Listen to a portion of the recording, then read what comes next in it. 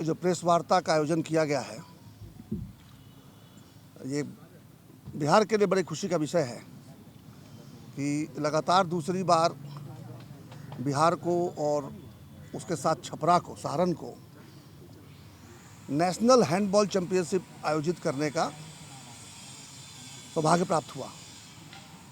पिछले वर्ष हम लोगों ने सब जूनियर गर्ल्स नेशनल चैंपियनशिप का आयोजन सारण में, जिस गांव से मैं आता हूं, उस गांव में विद्यालय संत जलेश्वर एकेडमी, उसी के प्रांगण में हुआ था। पहले तो लोग घबराए हुए थे कि एक तो बिहार, दूसरे चले गए गांव, पता नहीं क्या होगा। लेकिन आयोजन के बाद इतनी प्रशंसा हुई कि फिर जो फेडरेशन के जो सेक्रेटरी जनरल है सलूजा साहब, उन्होंने कहा कि अगले वर्ष आपको एक और आयोजन करना पड़ेगा।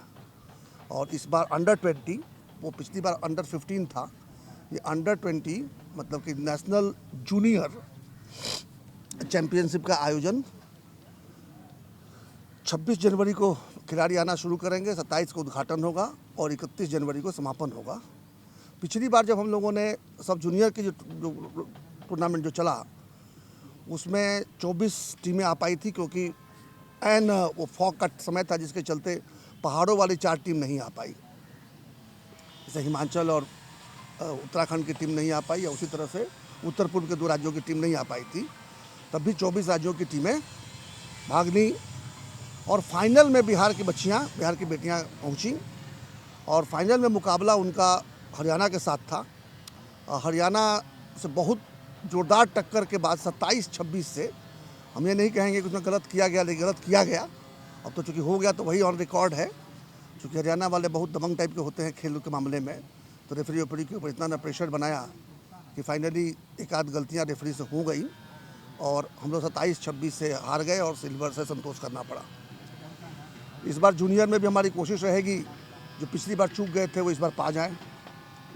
तो अभी जो बिहार की टीम, जो 25 लड़कियों का जो सिलेक्शन हुआ है, वो 31 दिसंबर से उसी प्रांगण में प्रैक्टिस कर रही हैं और NIS के प्रशिक्षित कोच, जिनकी संख्या 4 या 5 है, वो उनको ट्रेनिंग दे रहे हैं और खेल प्रारंभ होने के दिन तक वो लगातार वो लोग उसी कैंपस में रहकर उसी फील्ड में प्रैक्टिस करेंगे।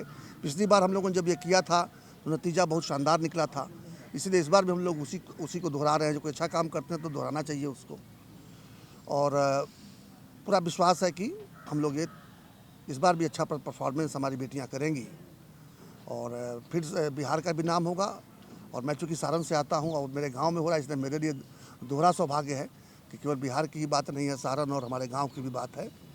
तो लबोलबाब यही है, बात यही था, यही आप लोगों को बताना था। और इसमें करीब 30 लाख रुपए का खर्च हम लोगों ने आकलन किया है। पिछली बार तो स्पॉन्सर्स नहीं मिले थे हम लोगों को, तो हम लोगों ने मिलजुल कर अपने से ही कर लिया था।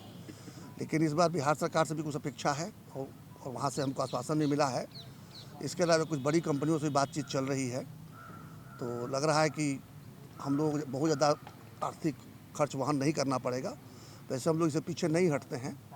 आज से 10 वर्ष पहले जो पंकज जी, जो कि हमारे संघ के अध्यक्ष हैं, और ब्रजकिशोर शर्मा जी संघ के महासचिव हैं, इन लोगों ने मुझे 10 साल पहले अप्रोच किया था। उस समय बड़ी दिक्कतें आ रही थी, हैंडबॉल में परफॉर्मेंस अच्छा नहीं हो रहा था, तो एक संरक्षक की ज़रूरत थी। तो उन्होंने कहा था हमसे कि अगर आप संरक्षण दीजिएगा तो हम लोग मेडल लाएंगे। तो टीम बहुत सही में बहुत कमज़ोर थी और सारे जिलों में खेल ठीक से हो भी नहीं पा रहा था। लेकिन मैं धन्यवाद देना चाहूँगा और साधुवाद देना चाहूँगा पंकज जी और ब्रजकिशोर जी की टीम और हमारे भाई आते हैं छपरा से।